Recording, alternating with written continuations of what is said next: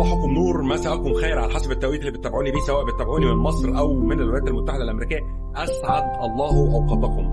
انا جاي لكم النهارده في فيديو عشان ابين لكم فيه المستجدات الخاصه بتجديد محمد صلاح او صفقه محمد صلاح مع نادي بشكتاش التركي. والنهارده تم تفجير مفاجاه او نقدر نقول ان هي قنبله من العيار الثقيل.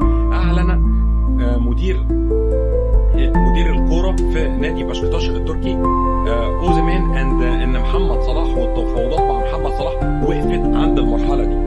وكمان اعلن في مؤتمر صحفي النهارده ان سبب توقف المفاوضات مع محمد صلاح هو ان رامي عباس مدير صفقه التعاقد مع محمد صلاح ان هو كان عمل مغالاه في نسبه الكوميشن او النسبه المتفق عليها كنسبه تفاوض لصالح ليه، وقال ان النسبه دي نسبه عاليه. ونادي بشكتاش التركي قال 35% ده رقم كبير جدا، وعمرنا ما شفنا وكيل لاعب بيطلب كوميشن بالرقم ده. ده كان الجزء الثاني اللي انا عايز اقول لكم عليه النهارده ومهم جدا، هو حصل برضو خلاف في حجم الصور اللي هتكون الصور الاعلانيه اللي هتكون لمحمد صلاح. تم طلب من جانب محمد صلاح ومن جانب رامي عباس ان الصور تكون ليها ابعاد اكبر من الابعاد اللي هو متفق عليها مع نادي بشكتاش. تم عرض الموضوع من نائب رئيس النادي والمدير الرياضي الى رئيس نادي بشكتاش.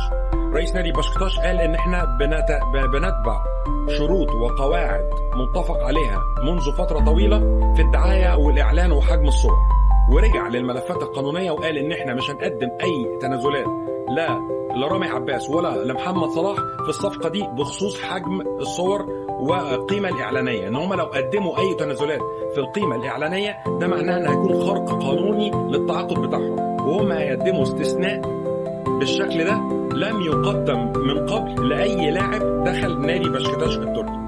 فهو أعلن النهاردة الصبح نادي بشكتاش التركي عن قنبلة لمشجعيه، وهو توقف المفاوضات مع محمد صلاح ومع رامي عباس. وعلى الرغم من المفاوضات كانت ماشية في الاتجاه الإيجابي، يعني في خلال الفترة اللي فاتت تمت مقابلة صلاح 3 مرات داخل نادي بشكتاش. أول مرة اتقابل مع رئيس النادي، ورئيس النادي وضح له ما هي رؤية النادي في الفترة المقبلة، وهم ليه هم متحمسين ان هم يضيفوا صلاح على قائمة الفريق بتاعهم والخطط المستقبلية للترويج للنادي. ودي القعدة الأولانية. تاني يوم محمد صلاح قعد مع الكوتش أو مدرب نادي بشكتاش وعرض عليه الطريقة اللي هو هيلعب بيها ولا هي تناسب صلاح ولا لا. كمان عرض عليه قائمة اللاعبين واللعيبة الجدد اللي تم إضافهم للفريق.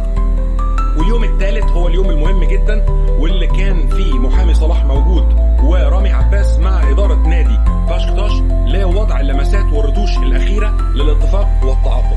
ولكن حابب أقول لكم إن التعاقد لحد هذه الفترة توقف تماما بسبب حاجتين. الحاجة الأولانية اللي هي المغالاة بتاعة رامي عباس ان هو يطلب 35% كنسبة كوميشن ليه. تاني حاجة حجم الصورة الإعلانية اللي هتكون لمحمد صلاح خارج الاستادات والصور الإعلانية الأخرى. هم طالبين صورة تكون بحجم أكبر، وده بيتعارض مع الصورة القانونية أو الأحجام القانونية اللي حاططها النادي. ورئيس النادي أمر بوقف التفاوضات مع محمد صلاح ومع رامي عباس حتى هذه الفترة، إلى حين إنه هو يرجع صلاح أو وكيله رامي عباس ويردوا على النادي بالقبول بالشروط اللي تم عرضها والأرقام اللي أنا قلتها لكم في الفيديو السابق.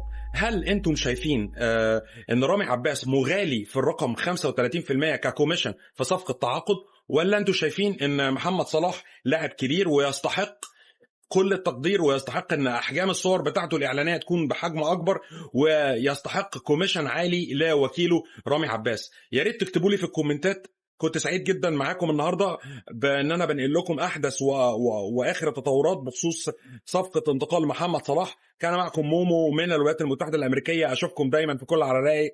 سلام.